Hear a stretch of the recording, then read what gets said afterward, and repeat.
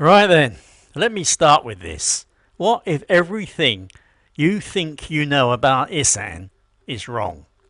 What if the culture here is not what it has been politely labelled as, but something far older, far deeper, and quietly ignored? What if beneath the rice fields, the motorbikes, and the cheerful roadside somtam stalls lies the skeleton of an empire? Besides, what if that empire never really left? Only it learned to keep its head down. Now, I have been knocking about in this corner of Thailand long enough to notice things that do not quite add up. You sit on your plastic chair, sip your lukewarm beer, and at first it all feels very, well, Thai. Friendly, relaxed, bit of karaoke in the background, lovely. However, then you start looking a bit closer. Then suddenly it is as if the past is tapping you on the shoulder saying, "Oi, you've missed something." Like the stone skeletons of a fallen empire. Take a drive out one morning, early, before the heat turns you into a mildly irritated puddle, and you will find them. Not small things, mind you, not quaint ruins tucked away like an afterthought. I am talking about vast, brooding, unapologetically Khmer temple complexes, like Themai and Penangrung. Besides, here is the curious bit. They are nowhere near the Cambodian border. Now, that should make you pause, because if these were just little outposts, defensive structures, you would expect them near the edges. However, no. These things are planted deep in Isaan, as if someone hammered them into the earth and said, "This is ours." What's more, historically, it was. These were not fringe settlements. They were key nodes in the Angkorian road system, administrative hubs, spiritual centres, proper beating hearts of a vast empire that stretched well beyond what modern borders would have you believe. You stand there, looking at the sandstone carvings, intricate, precise, impossibly detailed, and you think, this is not some borrowed aesthetic. This is identity carved in stone. Yet officially they are often presented as relics, museum pieces, national heritage sites, nice places for a weekend selfie and a coconut ice cream, which is all well and good, but it is a bit like calling Stonehenge a garden ornament, is it not? Then there is the language of the dispossessed. Now, here is where it gets even more interesting. Sit in the village long enough, and trust me, you will, because nothing happens quickly here, and you will start to hear it. Not just Thai, not just Isaan Lao, however, something else.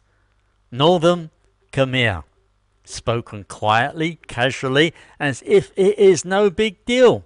Passed between generations as if the borders were merely suggestions, which, historically speaking, they were. Millions of people in this region still speak it, not as a performance, not for tourists, just because it is theirs. Besides, the place names, oh, they give the game away completely. You will hear words, rhythms, sounds that do not quite fit the official script. Little linguistic fossils stubbornly refusing to be smoothed over. I once asked a local chap, lovely bloke, grows the best sticky rice you have ever tasted, what language he spoke at home. He shrugged and said, "Depends who I am talking to." That right there is the story. Code switching between Isaan Lao, Thai and Khmer, like it is second nature. Because for many people here, identity is not a neat little box. It is layered, complicated, a bit like my temper in a 40-degree heat. Let me talk about the map as a weapon of erasure. Now, here is where we get into a slightly uncomfortable territory, because history is not just about what happened. It is about what is remembered and what is quietly tidied away. In the 20th century, there was a concerted effort to create a unified national identity, which on paper sounds perfectly reasonable. Countries do like a bit of cohesion. However, the way it happened here, let us just say it involved a fair bit of smoothing, standardized language, centralized education, cultural branding, then borders drawn in such a way that the Karat Plateau, this vast, culturally rich region, was neatly folded into a narrative that did not quite match its roots. On top of that, Khmer ruins became Thai heritage. Local languages were discouraged in favour of standard Thai. Then over time, a new story took hold. Not entirely false, mind you, but not entirely complete either. It is a bit like repainting an old house.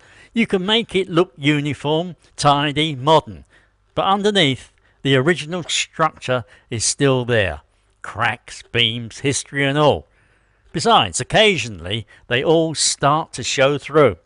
It is as if there are living ghosts in our modern machines. Now, here is my favourite part. Because despite all the official narratives, the past has not gone anywhere. It is just adapted. You will see it in the spirit houses outside nearly every home, small, ornate shrines where offerings are made daily. Food, incense, little drinks for unseen guests. This is not just textbook Buddhism. This is something older, something layered, a blend of Khmer animism, local beliefs, and a dash of modern practicality. Because when your Wi-Fi is down and your motorbike will not start, it does not hurt to keep the spirits on your side, does it? I have watched villagers consult local shamans with the same seriousness as someone checking their phone for stock prices. Ancient rituals performed under LED lights, sacred chants drifting past satellite dishes. It is surreal, really, like the past and present have agreed to share the same space without making too much of a fuss about it. Besides, that is why I call it a ghost in the machine, because no matter how modern things become, new roads, new apps, new shopping centres, the underlying identity refuses to be fully digitized. It lingers, quietly, persistently. Now, a quick confession. The first time I visited one of these temples, I thought I would just pop in, have a look, take a few photos, and be off in time for lunch.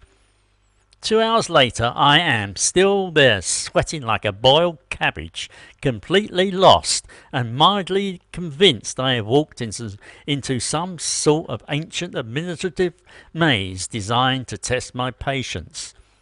At one point, a local dog, clearly far more knowledgeable than me, just sat down and watched as if to say, "You have no idea where you are, have you?"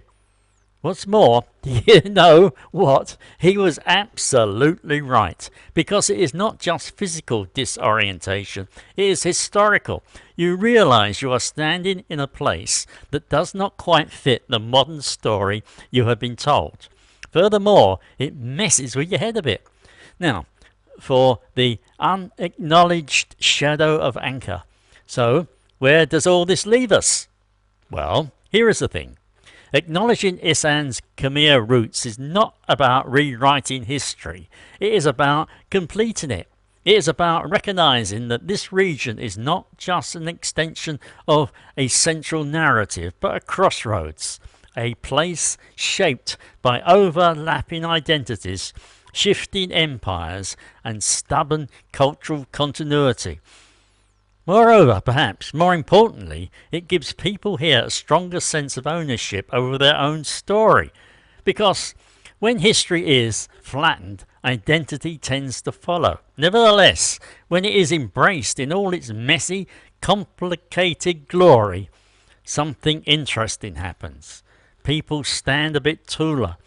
Communities reconnect with traditions that were never truly lost, just quietened. Besides, that ghost in the machine, it becomes less of a ghost and more of a voice. So next time you find yourself in Isaan, whether you live here, visit, or just fancy a wander, look a little closer. Listen carefully. Notice the words people use, the rituals they keep, and the stones that refuse to blend into the background. Because borders change, governments come and go, narratives get polished, repackaged, and occasionally rewritten. However, the blood in the soil, the echo in the stone, those things are remarkably stubborn. Rather like an old Englishman who refuses to admit he is lost, even when a dog is clearly judging him. If this video has made you look at Isaan a bit differently, do me a favour. Leave a comment and tell me what you have noticed in your own travels or experiences. Not only that, if you enjoy this sort of historical rummaging with a slightly grumpy twist, give the video a like and subscribe. There is much more where this came from. Keep your eyes and ears open, as you will never know what you may have missed if you do not.